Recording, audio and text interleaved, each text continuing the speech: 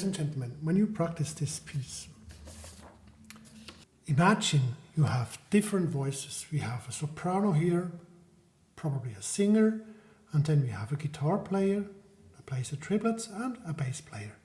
3 persons that are playing an instrument or are singing. Now let's have a look at each of these persons. The soprano, and then it's repeated, the same melody.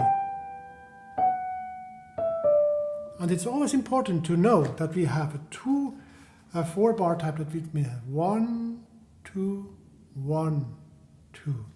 And as in every piece, we do not count 1, 2, 1, 2 1,000 times in a row. There are always 2 or 3 or 4 bars that belong together. And in this piece, we surely start piano, then we make a little crescendo, we arrive here on the F sharp and we make a diminuendo, the same thing here.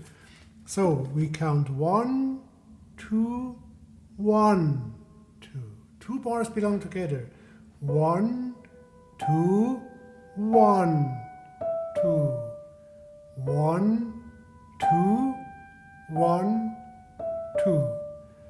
And now we see that we have a bigger distance here, and then we go down in seconds. We have a 6th here, and we go down in seconds. We have another 6th here, we go down in seconds.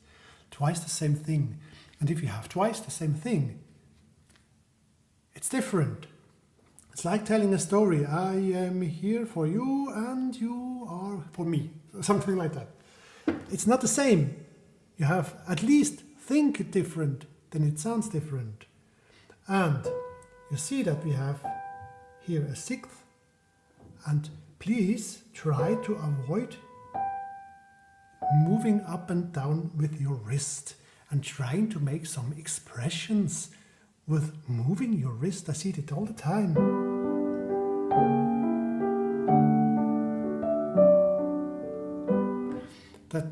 That will not work because you have too many accents that are not controllable. You have to play. Piano playing is not playing up and down. Ladies and gentlemen, it's playing from the left to the right. You have to move from one note to the other. And these points here on these papers are a guideline. You play the way between these notes. So we start here, we go to this note, we go to this.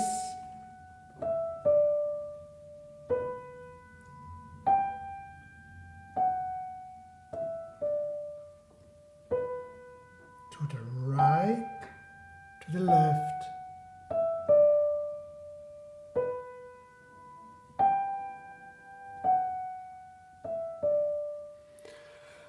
And also the same thing here in the triplets. Usually you hear triplets described as the first one is the loudest, and then we have the second one is a little bit less loud, and the third one is the one that is the softest.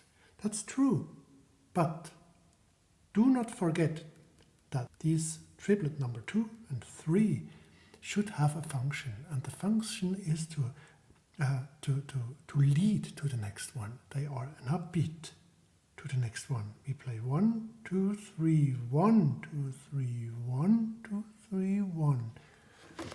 It's different if you play 1, 2, 3, 1, 2, 3, 1, 2, 3. It's like hammering a nail in a wall.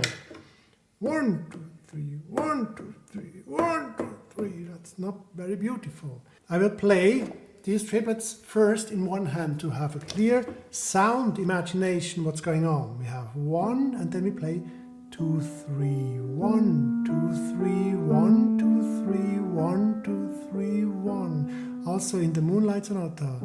2, 3, 1, 2, 3, 1, 2, 3, 1. It's not 1, 2, 3, 1, 2, 3, 1. It's 2, 3, 1, 2, 3, 1. And now I hear immediately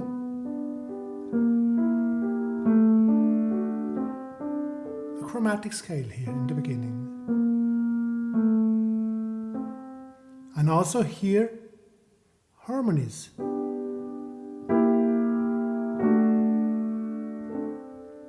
these four harmonies belong together, and we start here, little crescendo, here we have arrived, and then relax.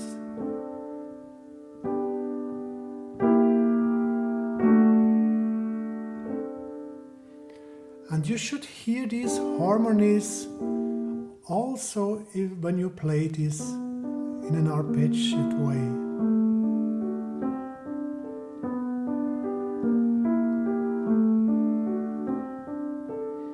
Now, next to this chromatic scale and back to the seventh here, you should also hear this voice here, that is hidden.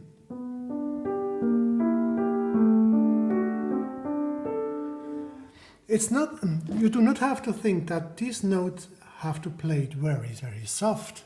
You have to hear a second line that is very tender in this whole picture.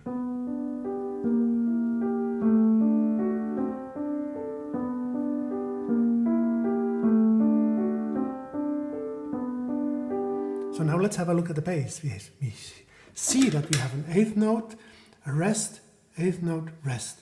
That means for me that it's somehow plucked.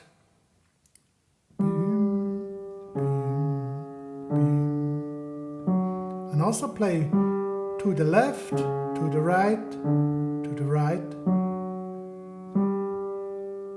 As if it was played on a bass, on an acoustic bass. They do not jump from one, they move on the board here where the strings are, and they do not jump from one. It's not.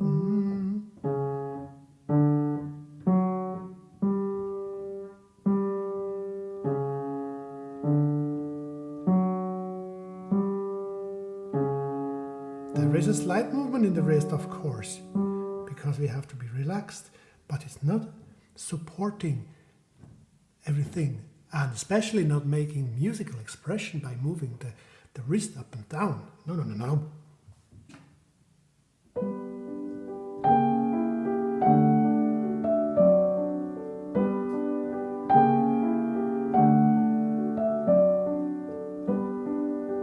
And then we have the difficulty that is here is also playing the first two triplets in the left hand and the third one in the right hand.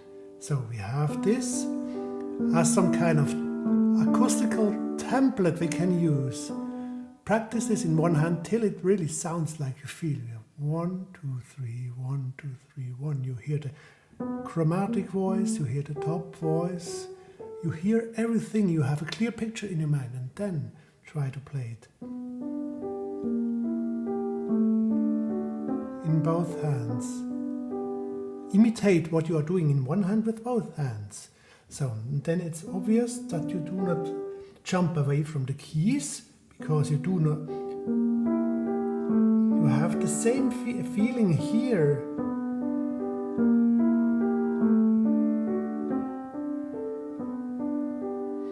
The wrist is relaxed, but does not make these jumps. It's always relaxed. It supports what's in the music, but it does not guide it. Okay, once again.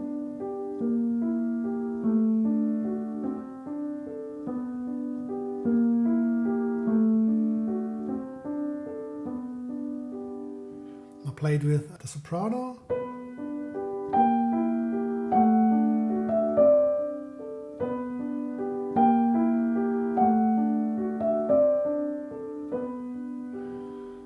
It's like a rehearsal between the guitar player and the soprano. Once again.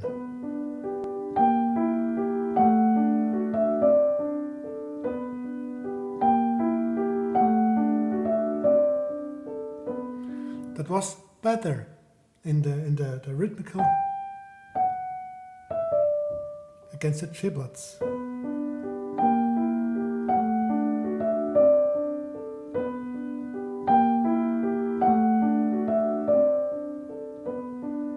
And now we add the bass too.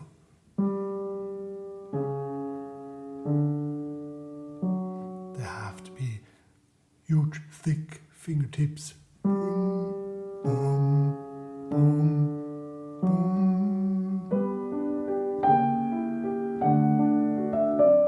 It's too weak.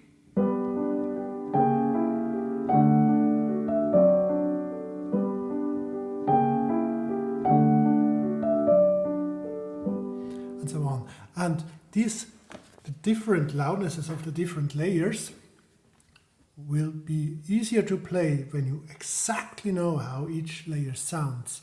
Each layer has to sound perfect in itself. Then it becomes easier. Okay, these are probably the most important things. Now let's head over to the slow motion tutorial. 1,